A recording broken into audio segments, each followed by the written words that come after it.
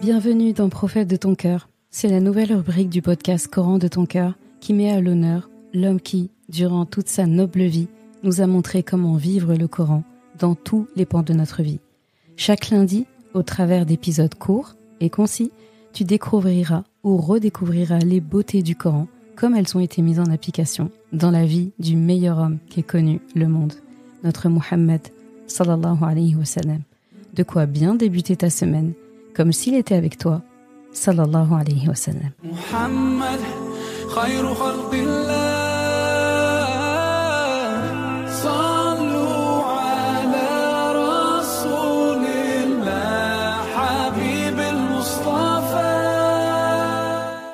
Assalamu alaikum wa rahmatullah. Alors aujourd'hui, on aborde notre premier épisode de la rubrique Prophète de ton cœur, sallallahu alayhi wa sallam. Et aujourd'hui, je ne me voyais pas évoquer autre chose concernant Rasulallah que finalement ce qui le caractérise le plus et comment Allah subhanahu wa ta'ala l'a qualifié. Et donc, il a dit de Rasulallah sallallahu alayhi wa sallam وَمَا أَرْسَلْنَاكَ إِلَّا رَحْمَةً لِلْعَالَمِينَ.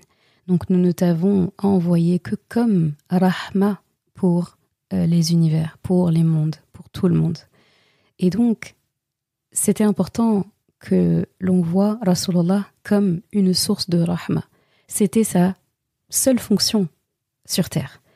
Et tout ce qu'il nous a enseigné, tout ce qu'il nous a dit, tout ce qu'il nous a interdit, tout ce qu'il nous a recommandé, tout ce qu'il nous a donné comme obligation aussi à faire, bien sûr, sous le commandement d'Allah subhanahu wa ta'ala, tout ça s'inscrit sous sa rahma. Et c'est tout à fait logique qu'un prophète envoyé par Ar-Rahman, Ar-Rahim soit une source de rahma. Et en cela, je pense à un hadith, un magnifique hadith, et ce sera l'objet de l'épisode d'aujourd'hui, où, d'après Abdullah ibn Amr, radiyallahu anhu, qu'Allah l'agrée, le prophète sallallahu alayhi wa sallam a dit « Ar-Rahimuna yarhamuhum ar-Rahman, irhamu man fil ard, yarhamukum man fis sama » Ça veut dire, dans le sens, Ar-Rahman, donc je laisse Ar-Rahman, j'ai pas envie de dire le miséricordieux, je préfère dire Ar-Rahman parce que ça englobe vraiment tout le sens. Donc Ar-Rahman fait preuve de rahma envers ceux qui font preuve de rahma. Faites preuve de rahma envers ceux qui sont sur la terre, ainsi celui qui est dans les cieux fera preuve de rahma envers vous.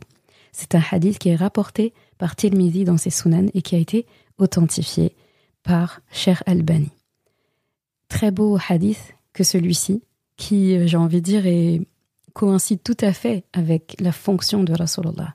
Et j'aime ce hadith parce que Rasulullah est en train, quelque part, de nous donner cet espoir, cette ouverture, cette passerelle, en nous informant que la rahma n'est pas que l'affaire d'Allah, elle n'est pas que l'affaire du prophète, sallallahu alayhi wa sallam, elle n'est pas que l'affaire des autres prophètes, alayhi wa sallam, elle n'est pas que l'affaire des plus grands, des savants, des élites. Elle est l'affaire de tous ceux qui veulent qu'Allah subhanahu wa ta'ala fasse preuve de rahma envers eux. Et c'est beau en fait. Tu veux qu'Allah exerce sa pleine rahma sur toi. Fais preuve de rahma envers ceux qui sont sur terre avec toi. Et celui qui est dans les cieux fera preuve de rahma avec toi. Et je pense qu'on a tous besoin de la rahma d'Allah subhanahu wa ta'ala. Donc, on a une méthode assez accessible de pouvoir atteindre la rahma d'Allah en tout cas encore plus qu'il ne nous en donne, tout simplement en faisant preuve de rahma envers les gens qui sont autour de nous. Et c'est vraiment à notre portée. Notre famille déjà, en premier lieu. Donc nos enfants, nos parents, nos frères et sœurs, toute notre famille, nos amis, nos proches, tous ceux avec qui on doit interagir. Nos élèves, si on est enseignant, nos patients, si on travaille dans la santé, nos clients, tout le monde en fait, on peut faire preuve de rahma. Rahma n'est pas une faiblesse. La rahma, c'est juste témoigner de l'humanité au milieu de l'humanité. Et la méthode est claire, elle est accessible. Et Rasulullah n'a été envoyé que pour être cette source de rahma. Et il nous invite à participer avec lui, à partager ce bienfait avec lui, d'être des gens rahmanesques, si on puisse dire, envers les autres. Et imagine en plus si ça crée, par effet boule de neige, si ça fait quelque chose de positif, un cercle vertueux, où celui envers qui on a fait preuve de rahma a lui aussi à son tour envie de faire preuve de rahma envers les autres. Et est-ce que notre communauté ne mérite pas de créer cette chaîne vertueuse? Qu'Allah nous permette de n'être que des sources de rahma envers les autres, de la rahma, de la bienveillance, en étant aussi ferme et aligné avec soi, que de la rahma. وَمَا أَرْسَلْنَاكَ إِلَّا رَحْمَةً لِلْعَالَمِينَ. Et nous ne t'avons envoyé que comme rahma pour l'univers.